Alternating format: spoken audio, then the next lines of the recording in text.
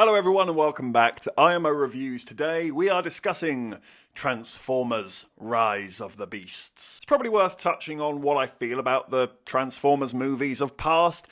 I can't stand them. They are appallingly bad, and you'd probably have to pay me and give me quite a lot of alcohol if I was to ever revisit those piss-coloured, perverted CGI shitshows. Transformers was just never my favourite as a kid, so it's also worth noting that I am far from a mega fan. I might as well know nothing, because I really do know the bare minimum. And because the movies are so damn bad, it's never appealed to me to go further with this franchise. But we no longer have Michael Bay at the helm, and by all accounts, Bumblebee, of which I missed, apparently was a step in the right direction, so what the hell, let's give him a chance. And you'll be glad to know that I did find some positives.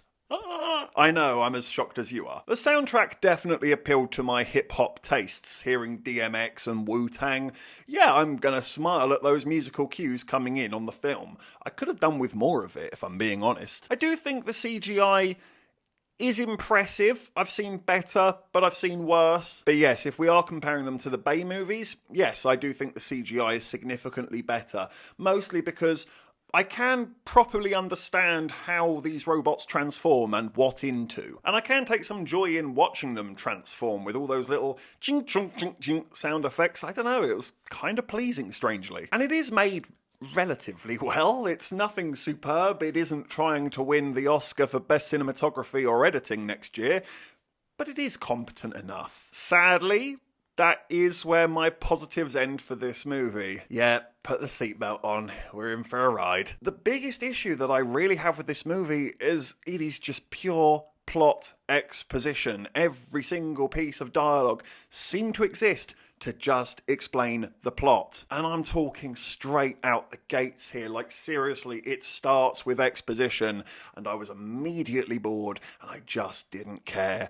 It is a horrible way to invest an audience. I found the film to be painfully unfunny. It is trying so hard, and it just fell flat on its face time and time and time again. It was never clever, it was never quick, it was always the lowest hanging fruit of a joke that you could see coming from a mile away. The sort of joke that maybe a 10-year-old might laugh at. Even then, that's quite insulting to the intellect of 10-year-olds. I don't think that the actors do a bad job. I know Dominique Fishburne is very good. Not so much here though, but she can be good. So I'm not going to have a go at the actors so much. I personally think an awful lot of this falls down to the material that they're given. They're just boring and generic characters that are utterly forgettable, and again, they only seem to exist to push this boulder of a plot along. Any character moments that popped up always felt forced. It never felt natural or offered any personality. And I do think that extends to the voice acting as well. Peter Cullen does what he does, but good lord, Optimus Prime is an absolute drip in this film. Can you just,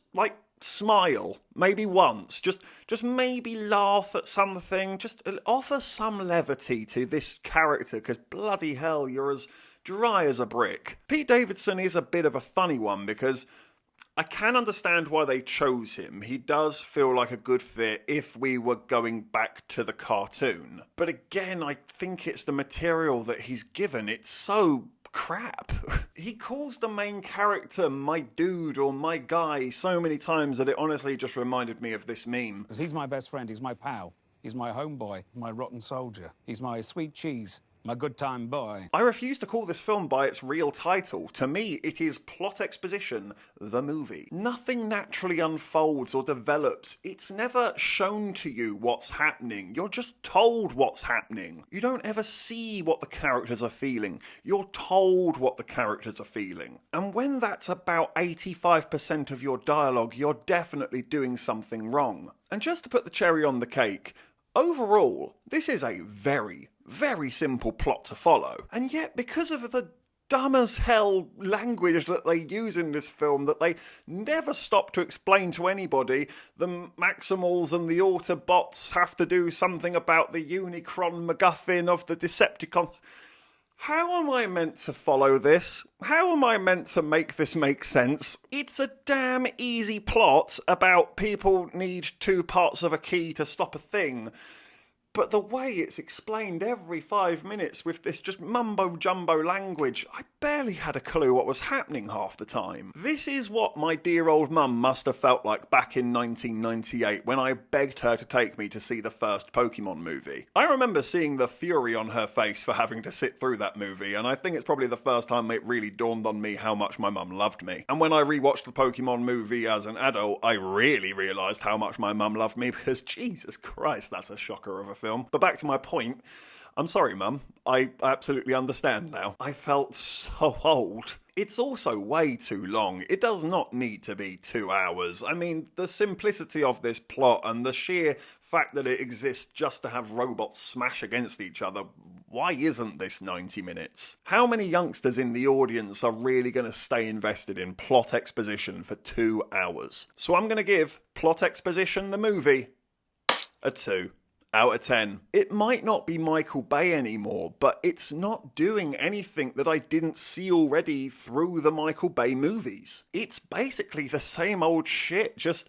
less leery and less explosive, and ever so slightly better filmed, which in turn makes them more boring and more forgettable. Say what you want about Michael Bay, but you can't say his films are forgettable. This is just so safe and so unimaginative. It was boring, painfully unfunny, and just the same old shit you've already seen. Seriously, Plot Exposition the movie, you are this close to being a 1 out of 10. The only reason that you aren't there is the absolutely bare minimum acceptable competency that this film has been made with. It's absolutely shit, but somehow, phenomenally, I have seen shitter. Winnie the Pooh, Blood and Honey, anyone? And just remember, I'm not a mega fan of this franchise. If you are, if you've loved the previous movies, if Bumblebee was right up your street, then take this review with a pinch of salt. You are probably going to have a great time with this movie. But if you're like me and you don't like the previous movies and you don't really care for the franchise, yeah, I'd avoid it if I was you. But now that we've had our rant, let's finish on a positive note. I just want to say a very quick thank you to all of you at home who've been watching,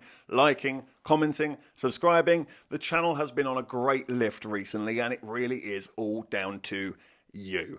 Thank you so much. But I'd also like to say a huge thank you for some fan mail that I've recently received. I know, I get fan mail now. Kind of a big deal. The first thank you has to go to Sophia Lopez. Thank you so much for the support that you show to this channel, and equally for sending me Escape to Victory. She knows all too well how much I love my sports movies. We will definitely be checking this one out in the future. And the other thank you has to go to Mike at Did You See That, who recently held a competition for Blu-ray giveaways, and I won Alien on Blu-ray, a personal favourite movie of mine that somehow, disgustingly, I don't have in my collection already. I know. He also put a very lovely note on the inside that definitely put a smile on my face, so thank you to those two, and thank you everyone else who has been watching, subscribing, commenting. Keep going, keep supporting the channel, it really is appreciated. Thank you for watching this review. Please be sure to hit that like button and hit the subscribe button if you haven't already, and please do hit the comment section. Have you seen Transformers Rise of the Beasts? What did you think about it? Let me know in the comment section below. And of course, if you haven't had enough of this crazy ginger, you can always click on these suggested videos right here and get yourself lost in an IMO wormhole. But if not, take care, and I look forward to seeing you on the next review.